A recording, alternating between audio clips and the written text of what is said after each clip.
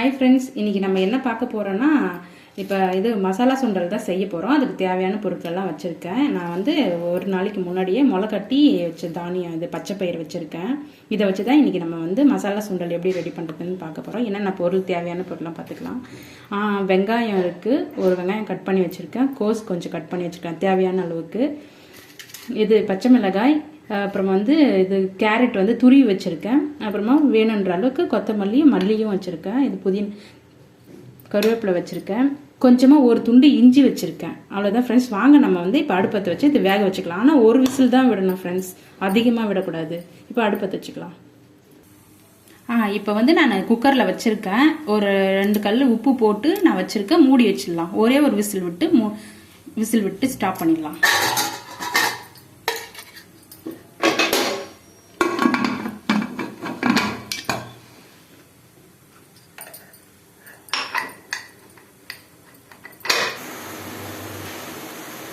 Of பண்ணிடலாம் friends. Whistle வந்துச்சு.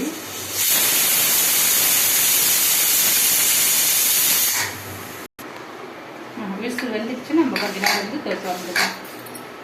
துணி வச்சு திறந்துக்கலாம். சூடாக இருக்குது.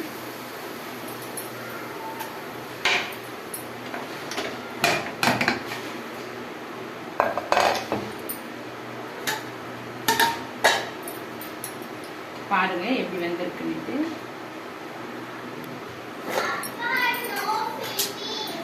பாருங்க எப்படி இருக்குன்னு. நல்லா வெந்திருக்கு. நம்ம இதை வந்து வடிச்சுக்கலாம். தண்ணி இதில் இருக்குது.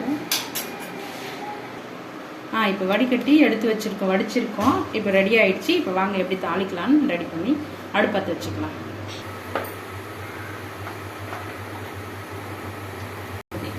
தேவையான அளவுக்கு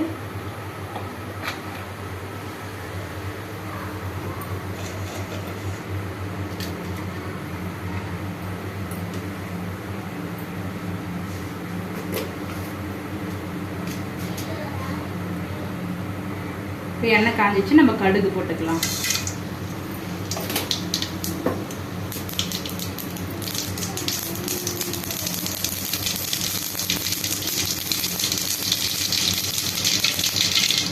இதுலேயே கருவேப்பிலை போட்டுக்கலாம். கருவேப்பிலை கூட நம்ம வந்து வெங்காயமும் போட்டுக்கலாம். பச்சை மிளகாவும் அது ரெண்டுத்தையும் சேர்த்து இது ஒன்றா போட்டுக்கலாம். போட்டு வதக்கிக்கலாம்.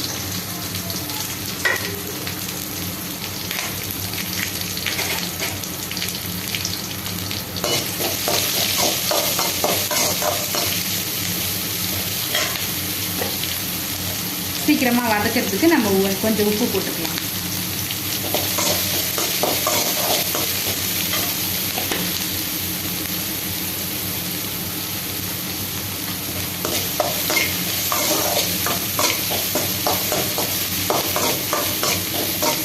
நம்ம அதோட இந்த கோஸும் கொஞ்சம் போட்டு எல்லாத்தையுமே போட்டு வதக்கிக்கலாம்.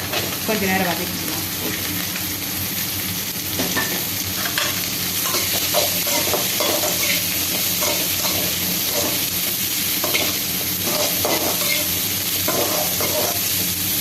கொஞ்சம் வதங்கிட்டோம்.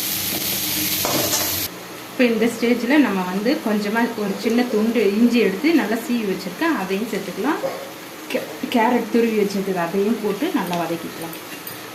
இது ரொம்ப நேரம் ஃப்ரை பண்ண தேவையில்லை, கொஞ்சம் நேரம் வதக்கினாங்க போதும்.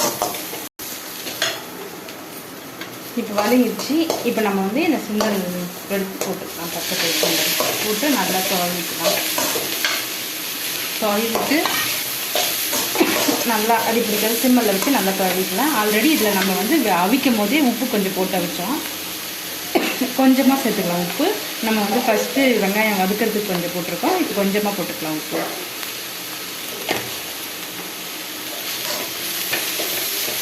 இது வந்து ஃபைனல் ஸ்டேஜ். இப்போ வந்து நம்ம முடிஞ்சிச்சு. நம்ம வந்து மல்லித்தழை தூவி ஆஃப் பண்ணிடலாம்.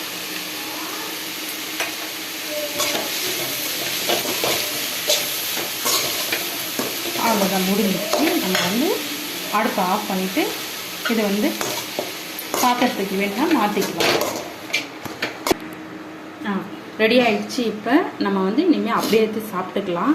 இது வந்து உங்களுக்கு பிடிச்சிருந்தா லைக் பண்ணுங்கள், ஷேர் பண்ணுங்கள். Thank you friends.